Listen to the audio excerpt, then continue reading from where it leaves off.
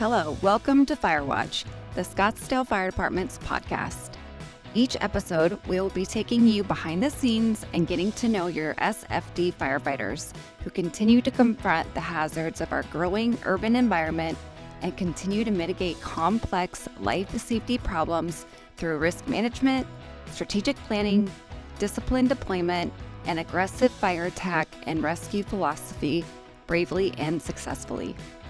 With the City of Scottsdale's super season upon us, we have a special show this week on episode 1 of FIREWATCH. We are joined by key powerhouses that help pull off the WM Phoenix Open, also known as the Greenest Show On Grass, and Barrett Jackson's the world's greatest collector car auction. Now, your host, Public Information Officer, Captain Dave Folio. Welcome to episode 1 of the Scottsdale Fire Department's FIREWATCH. I'm your host, Public Information Officer, Captain Dave Folio. We have a special show this week. We're joined by two of the key powerhouses that help pull off the WM Phoenix Open, also known as the Greatest Show On Grass, and Barrett Jackson, the world's greatest collector car auction. So event season's upon us, and here in Scottsdale, we're calling it Scottsdale Super Season. There's tons of events. For instance, tomorrow on a Sunday, January 15th, starts off the Rockwell Marathon. We've already had the Fiesta Bowl in town, and we know the little game over in Glendale is coming also, called the Super Bowl. So all the international eyes are going to be on Arizona this next month, and it have already started with the Fiesta Bowl, like I mentioned.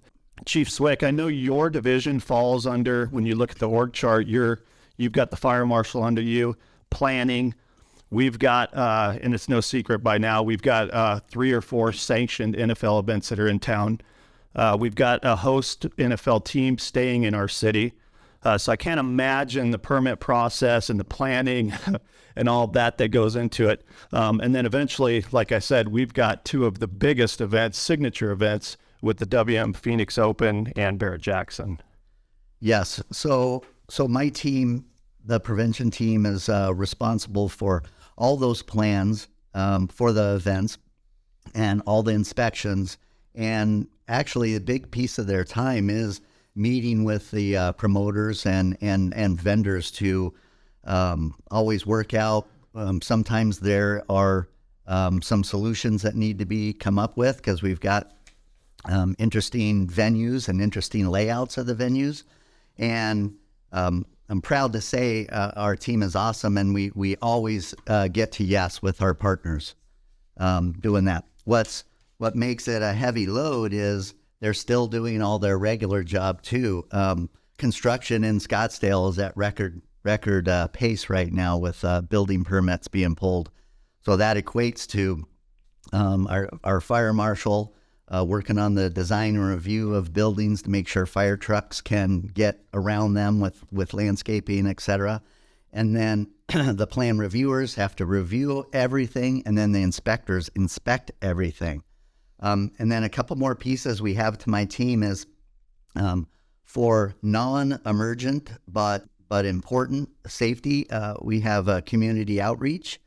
That person helps connect maybe older homeowners to fix up their homes or make it safe to keep them from falling, slipping, things like that. And then last but not least, we have a community risk reduction captains. They are on 24 hours a day, 365 days a year, and they fill in all the gaps. They do a lot for the suppression team to help them with some of their calls that get sticky. And then they do FireWise, they're threat liaison officers. They do a lot as well. So all of that combination is every day, and then to help the over 10 million people that visitors that come for event season. So when you're talking about building relationships and working together to pull off these massive events, where, like I said, we're talking about the Super Bowl being in town, and you and I have sat in on several working groups where, I don't know about you, but I sit in there and I kind of giggle because they talk about 60, 70,000 people coming into one facility. And then the WM Phoenix Open, when you're talking about 100,000 to 200 to 240,000 on a day, This year is a Super Bowl year, as we know. The Super Bowl's in town. The economic impacts of that alone are just crazy, and we'll go into some of those numbers of the numbers that were last year. $720 million in economic impact just brought into the Arizona region, and that was last year's event. So you're talking about $2 million in grants, and we'll get into the amount of charity work and the amount of money that's given to charities locally in Arizona also. But without delay, these two iconic guest panelists are Casey McDonald. He's the director of on-site operations for Barrett Jackson. He is the owner of Event Management Consultants, co-owner of the Air Show Management Group, and welcome. Thanks for taking. I know it is billed out. We are 7 days away from January 21st. Barrett Jackson Auto Auction starts. I know you're loaded in Monday. I gotta be honest with you. When I went to ask you, I didn't think you were going to say yes, but for you to be here and to take your time, I really appreciate it. So welcome. Thanks for asking. I actually take this as a break. Well, I'm glad I could provide that break for you. We really appreciate it. We actually started taking cars in this morning, so we've already got a couple hundred cars on site. And like you said, we're finishing building out. Vendor sponsors will move in Monday, and we'll get after it. That's awesome. So we'll go in a little more in depth of how you got started, but I'm going to introduce a friend of yours, and I've been working at these events for probably 25 years in some capacity, and now, obviously public information officer. I never knew you two knew each other until I actually asked you to do the podcast, but Brady Castro is the principal Pro-Am at Pro-Am, and he is joining us today also. He's responsible for the management and development of existing and well as new strategic accounts for the consolidated organization. Let me start. Welcome, and same thing. The build out at the WM Phoenix Open is well into place. The bird's nest's going up for you to take the time. Also, I told my Chief Tom Shannon, that there was no way either one of you were going to be here. So it kind of goes back to what Chief Kerry Swick was saying, right? We build these relationships, we build these friendships. And so thank you for being here, Brady. Yeah, Dave, thank you very much. Thanks for having me. The Scottsdale Fire Department has been great partners for us, so I appreciate you asking. And Queso, it's always good to see you. It's funny, is we've known each other for 25 years also. Yeah. So I do want to bring up one other thing. Everybody's watching Yellowstone right now. And for those of you in the radio world and not the TV world, so if you've ever seen Brady Castro, he does look like Rip Wheeler. So so I would just like to point that out real quick.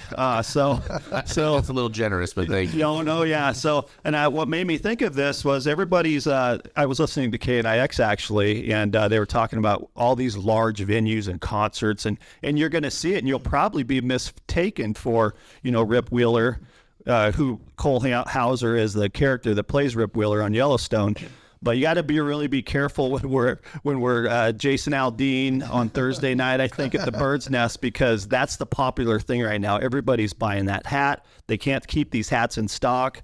And like I said, he's extremely popular. So I think you are the Rip Wheeler probably of the WM Phoenix Open this year. So I think I don't know, he doesn't have as much gray in his beard as I do. So yeah, well, he doesn't have a lot of responsibilities out there.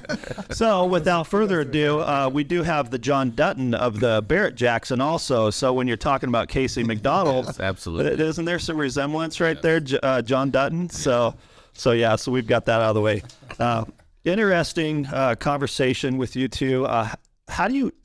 I've seen you guys around there too, and I've also wondered, how do you even get started in the event industry to be at your guys' position? And I'll let Casey start, if you don't mind. Like, how do you even get started in the industry? It wasn't on purpose. I came down out of high school, got a job as a valet parking attendant, and literally just worked private parties. I worked the Phoenix Open as a valet parking attendant. Then I managed a valet company. Then I started my own valet company, and then I started part of Pro-Am, which is where Brady came in, and it just evolved. I mean, it wasn't something I did on purpose, but it just evolved over time. I built a relationship with Craig Jackson and the Arabian Horse Show and some of those other big events. And it just literally, 25 years ago, I didn't know what I do today existed. Just you just kind of grow into it. Yeah.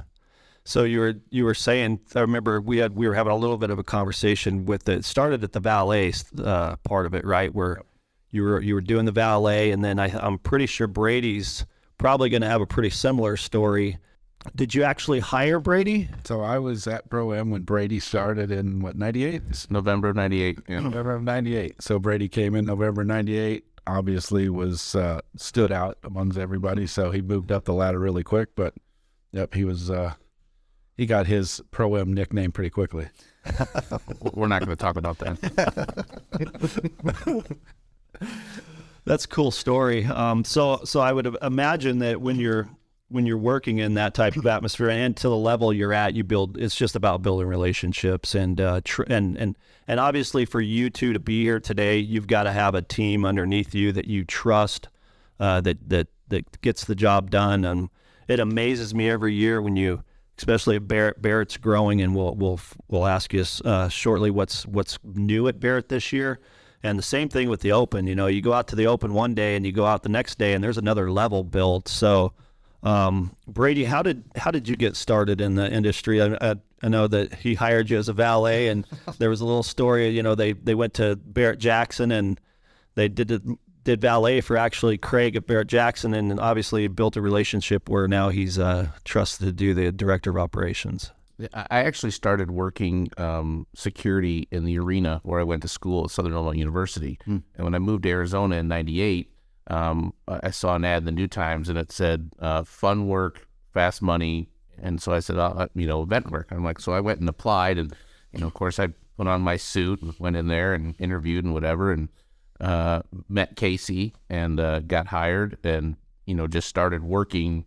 I started taking money at ASU doing parking, and then Casey told me I could get a 50-cent raise if I got a security license. I went and got a security license, started doing overnight security, and This was 1998. Yeah, that's a huge raise. and then we did Barrett Jackson, we did the horse show, and I remember this was February of '99, and we had just finished a show at Rawhide when it was up north. I think it was a Chris Ledoux show we'd just done, and when I look at Casey, he's one of the guys that taught me how to be in this business, how to be successful. He's one of the guys that taught me a lot of what I know in this business, so I'm very grateful for that. But we're sitting in the truck, and we've just done light towers or something. And he said, hey, this business is at a point where we're either going to stay big or stay small or get big. And if we're going to get big, we need to develop the security. We need to, do some other stuff. And, do you want to come on full time and take on a different role and do some sales and some other stuff? And he's like, we'll pay you $9 an hour. And I'm like, awesome. Like, let's do that. That sounds fantastic. So, yeah, that's, it was,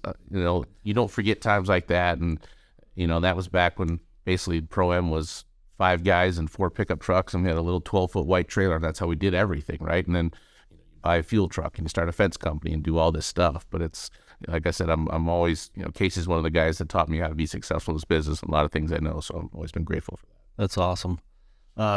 So with it being a Super Bowl year here in the Valley, I can't imagine that the planning that goes. So one of the things that happens with us, and it was interesting to listen to Pat Williams. We had in yesterday from the Thunderbirds. He's the chair for the Thunderbirds this year. He was talking about the planning 6-7 steps ahead to get those resources, because the Super Bowl's in town. There's events going up every day, sanctioned, not sanctioned, and they're all trying to get the same equipment. Are you seeing it difficult, or do both companies own their own equipment and you just bring it in from a warehouse? I would imagine that it's hundreds of trips and semi trucks just to get the equipment in. And October, I think, 1st is the first stake in the ground. I know at WM Phoenix Open. But the same thing for Barrett Jackson. So we'll start with you, Brady. Has it been hard to get the resources, or is it pretty easy because Pro-Am owns all the tents? Yeah, we own all of our stuff. There is some stuff that we've had to source that it's not as difficult this year as it was maybe last year or immediately following, COVID. That it was tough. Most of the equipment that we use for the Phoenix Open that lives here in Phoenix is dedicated to the Phoenix Open. That's a long-term contract. It's a reoccurring event. The Super Bowl business, the other ancillary stuff that's happening, is mostly being serviced out of our LA and Chicago warehouses. So we've got warehouses in Phoenix and LA and Chicago and Orlando. So a lot of the stuff that we're doing for the NFL at the stadium is coming out of LA and then being supported by Chicago. So it's, we did Super Bowl last year when it was in LA. Yeah. And, we kind of, that Super Bowl weekend, Pro-Am we had 1.3 million square feet of tents that were in the air between the NFL, between Super Bowl, between Phoenix Open, some of the car shows, we do some other stuff. And, it's kind of amazing to think that we'll probably beat that this year. So the equipment that we've had, we were able to secure, our long-term contracts, partnerships like the Thunderbirds, things like that. We make sure that we take care of those before we look at other ancillary events that may pop up around because of Super Bowl. Yeah. So Barrett Jackson, I remember when we were in a little tent and, the one single tent, and now that thing's gone to probably 4 or 5 tents. We've added, I think the partnership with Westworld, they added a lot of the structure there, more of a structure, and then they do a lot of horse events like the Arabian Horse Show that you're a part of. Have you seen it hard for resources this year? Not really. It's the same thing that Brady said. I got partners that have been with Barrett Jackson forever. Creative Event Rentals has been there for 30 years, and the Greco's been there since 2003, and the lighting, audio, video guys for 15 years. So we have these relationships with the contractors, and a lot of them have the feeling of if they want to support their business that's here every year, not just a Super Bowl that's here every 5 or 6 years. So I haven't really had a big problem. And like Brady said, it's, staffing is easier this year than it was last year. There's a lot of things that are easier. And we do own Barrett Jackson owns some of their own tents, the bigger part. So, you're right, we went from a little small tent to the Guinness Book of World Records, world's largest tent, which we set that record, I think 4 or 5 years ago. And it's a temporary event. You build the tent, you got to heat it, cool it, light it, provide all the exiting plans, all that stuff that goes with it. So, but resource-wise, it hasn't been too bad. So Casey and I were talking yesterday, and on the public safety side or the response side from fire, we were also talking about, I think we handled that thing with 2 firefighters and a radio and a golf cart, and may or may not have had medical supplies even, and now it's really Barrett Jackson has funded a whole all hazards fire department on site for the whole week.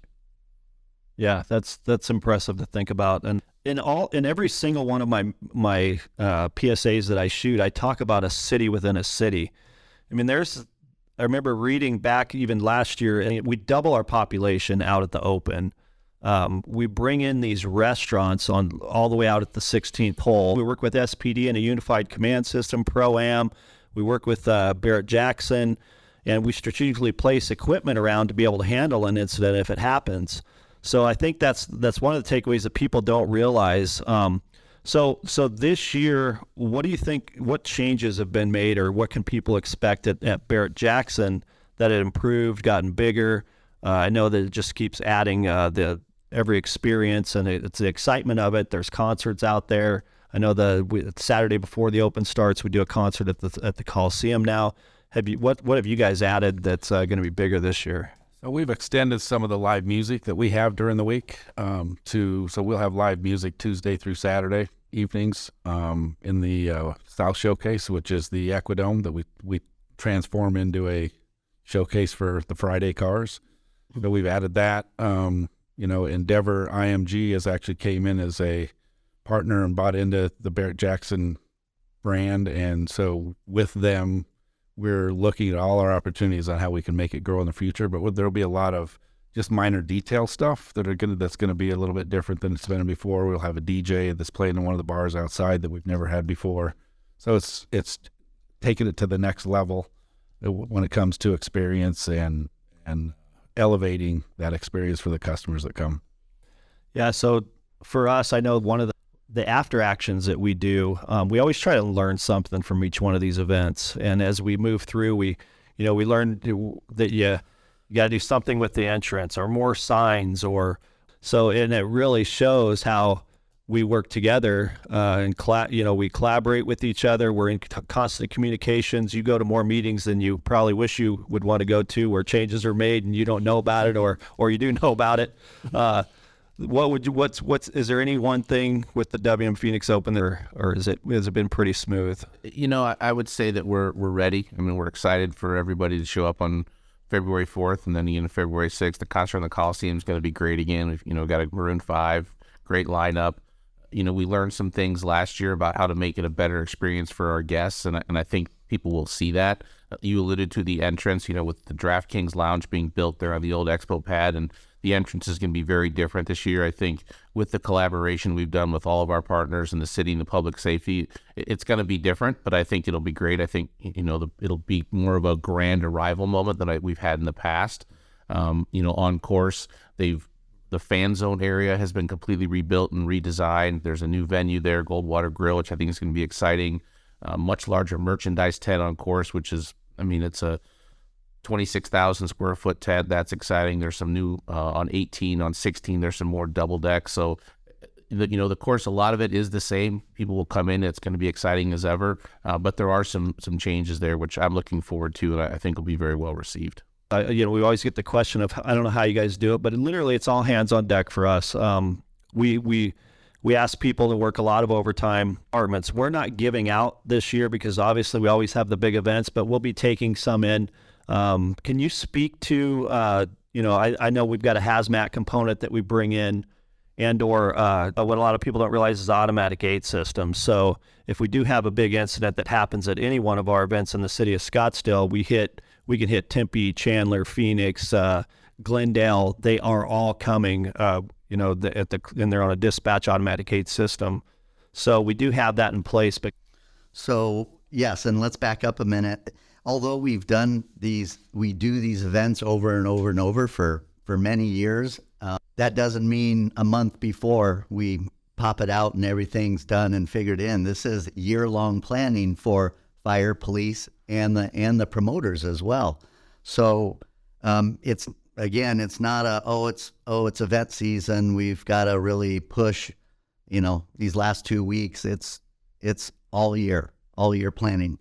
So yes, the partnerships that come in, threat liaison officers from all over the valley, both PD and fire, and they make up walking teams that can with radiation monitors, etc., and try and again prevent anything from happening. But it's a lot of partnership with the whole valley, including the planning process that has the 26 resource working group teams that are supporting both and golf. All right, I've got 3 questions. So the first one is, if you could vacation anywhere in the world, where would it be? Go ahead, Casey. After the Barrett Jackson's over, my favorite place to go is home. That's not just home, just to see the home. Sometimes just home and relax for a couple of days. The best vacation ever. I like you it. have to talk to people, see people. It's awesome. All right. I've been to Alaska. Alaska was awesome. I can't wait to go back. That's a domestic place. Montana's beautiful. I spent 2 or 3 weeks of the year there. I like the outdoors, more mountains, pine trees, but yeah, summertime, I spend a lot of time on vacation. Nice. Brady? It's unfortunately or fortunately, I'm kind of a creature of habit, so I tend to go to the same places. I do love to travel. There's a lot of places in the world I want to see, but, when the Open's over, I either want to go to Coronado and have a drink at Danny's, or during the summer, go back to Chicago, go to a Cubs game. So those are kind of like my 2 favorite things to do. Granted, I would love to travel the world, but I either go to Coronado or I go home, back to Chicago, go to a Cubs game. Nice. So we'll stick with Brady. What was the make and model of your first car?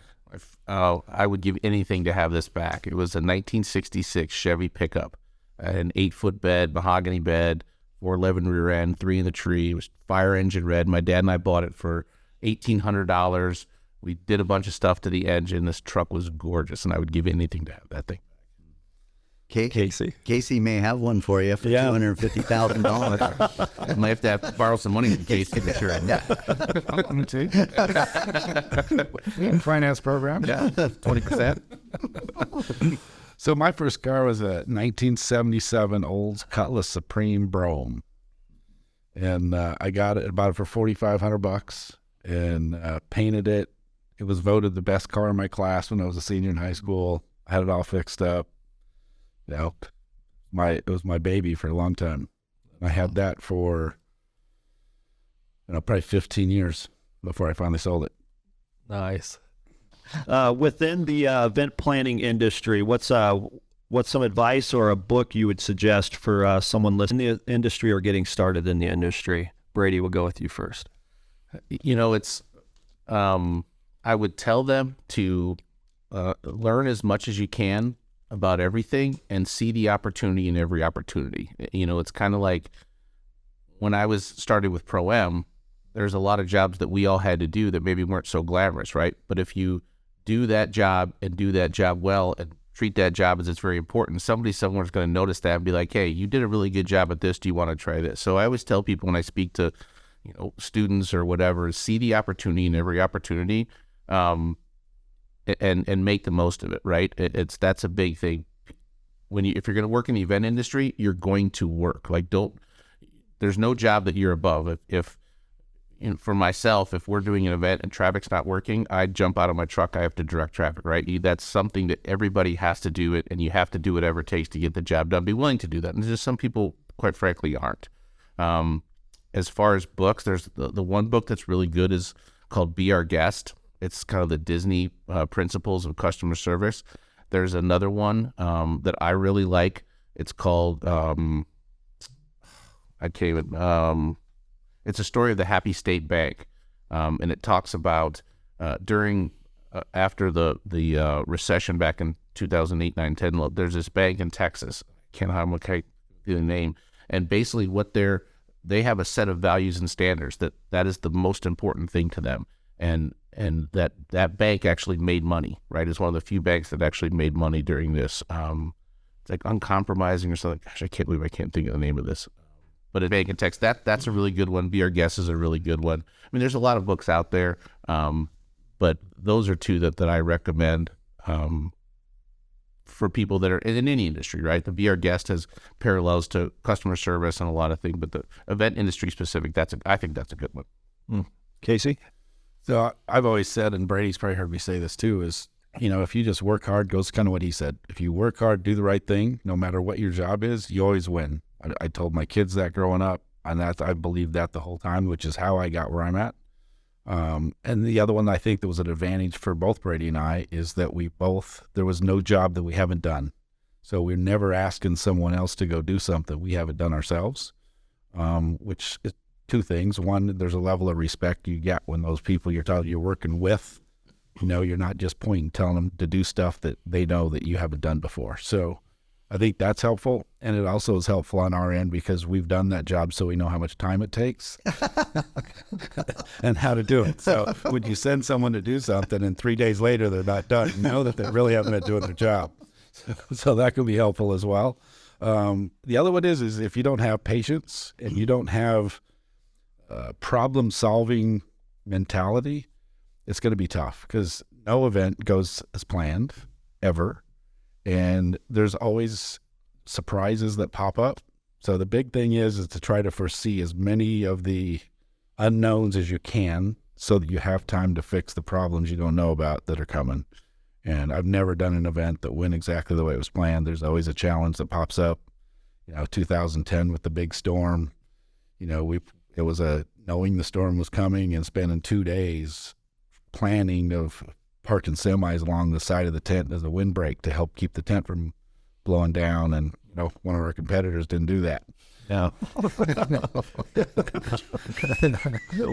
We'll leave that unnamed. Doesn't really matter anymore. Yeah, I guess. Yeah, you're right about that. Is there anything else you want to add before we close? I know how valuable your guys' times are. Once again, I just can't thank you enough for being a part of our FireWatch episode 1, actually with the fire department, and look forward to seeing you guys out at the events and continuing many, many more years of working with you and hand in hand with you guys. So is there anything else you'd like to add? My biggest thing is, and I've told Kerry this and Chief Ford when he was here, is, I went through the Citizens Fire Academy, which taught me a lot, but and I do stuff all over the country, whether it's with Barrett Jackson or other events that I've done all over the country, California, Connecticut, Florida, Texas, everywhere. And Scottsdale's fire department is head and shoulders above any other city I worked in. And the biggest reason is every fire department can find something that's wrong, but Scottsdale Fire Department is the only one that helps you find the solution. Most of the time they just point out what's wrong and they leave you on your own to guess. And, Scottsdale, I can call Carrie or I can call Zim or I could call anybody and say, hey, I got a challenge over here. What do you think? And we'll find the solution together. And that's been the thing that's made it the most enjoyable to work with. And so that's a big deal as far as I'm concerned. It makes doing the event so much easier that when you have that relationship with the fire department. So That's good. And it's also SPD, right? Same. I mean, Same. It's when we can look at across the valley and other fire departments don't get along with their police department, and we have such a great working relationship in every single one of those meetings. SPD's in there. Yep. We have Mr. Schaefer in there who likes to point us into sometimes the fire he likes to take over fire and PD, but I love him. So yeah, Brady, you have anything? Yeah, I'll kind of echo what Casey said. When I was on the host committee in 2008 and Chief Shannon was in Glendale, and that's when Tom and I met and got to work together, for the first time closely. We had this planning effort that I still some of it today with the work groups and stuff that we kind of modeled. And as all these other departments, both fire and police, came in from all over the United States, they couldn't believe how well our public safety partners worked here, especially fire and PD. They were shocked that you guys were in the same room. And I think that speaks volumes to the commitment both at the command level, but also at the level that, kind of we work at, the ground level, is that everybody's here to do the right thing and make the event as safe as it can be and as enjoyable as it can be for our guests, right? And I say our guests, for people who are coming. And that's just, for us to be a part of that. It's when we were talking about, kind of the old days. I remember the old Westfield days where's the brush truck, right? That was everything. The brush truck was the first aid tent. It was the fire tent. No matter whenever it was, you park the brush truck and everybody like, okay, just go to the brush truck. Something's hurt, go to the brush truck. Something on fire, go to the brush truck. Like that. Yeah. I remember those days. It's pretty funny. But we've grown since then, and it's like the partnership that we have with Scottsdale Fire. We pro-am, but the event industry with Scottsdale Fire, with Scottsdale PD, and our partners is great. And I think that shows, right? I think when people come to the events, they have a good time, and they don't understand or maybe realize the partnership, the work goes into it. But at the end of the day, they have a good time, right? And that's what's most important. So that, by the way, the book's called Non-Negotiable. It was driving me nuts. Okay, that's what the book Nice. So I do have to say, I just want, that just triggered something in my mind. There are going to be a lot of people in town. I think all of our events are going to have many more than we're expecting. We're already seeing high attendance levels just in concerts and home shows that get thrown in the city. The attendance is definitely going to be there. Hopefully we have great weather. That's always the one, denominator, knock on wood. But, along with these Barrett Jackson and WM Phoenix Open, it's a great time, right? The WM Phoenix Open has Rory McIlroy, the number one golfer in the world, that just said he's coming. They've got the elevated events, which now I think they're calling designated events, which it's a higher purse, $20 million. So the first top 20, it's life-changing money for those top 20. So there's going to be a big field, which brings out more people that want to see those top players. So we got number one, number two coming in with all the partying. The events, the 16th hole-in-one from last year, they talked about, they are going to change that. There's going to be a cup now that's there, not cans. So that just makes it safer. Everybody working together makes it something. Yeah. So I think yesterday he said they ordered like 250,000 cups, and we're like, that's not enough. But he's like, no, that's just for hole 16. Yeah. Yeah. So.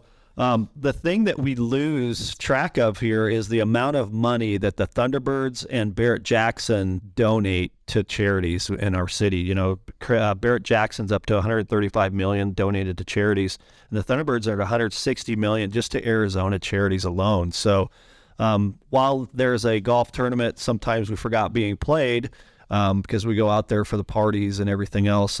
What a great event that both of you throw, and knock on wood. I'm one of those guys on Saturday afternoon when it's all said and done, 260,000 people leave, and that we only had, 17 people in our alternative care tent, and or we only transported probably 15 or 16 people. It just blows me away, and it really shows the collaborative effort that we all work together just to keep the event safe. And let's not lie to ourselves. Everybody's coming to Scottsdale. It's the place to be. Our restaurants are great. Our hotels are great. Downtown nightlife, that's a whole nother thing for public safety, because people transition from the Bird's Nest when it shuts down at 10:30 down into our downtown events. So it's all hands on deck. We've got divisions set up down there to take care of the people that might need us down there, transitioning from the Bird's Nest, transitioning from, thank goodness we have a week in between Barrett Jackson and the Open, because then we're shuttling equipment to handle those events. So I don't want to take any more of your guys' time, but I can't tell you how grateful we are that you came in and took we're 7 days away and 21 days away, I believe. Yeah. So thank you for coming in, and I appreciate both of you. Thanks for having us. Yep. Thanks. Appreciate it. Thank you. Great. Thank you. Thank you. Thank you for listening to FIREWATCH Episode 1. We hope to see you at one of our signature events. If you want more information, please visit us on social media at Scottsdale Fire or Scottsdale Fire Department's website at scottsdaleaz.gov/fire. Please take time to leave us a review and give us a rating. We will see you next time, and be safe.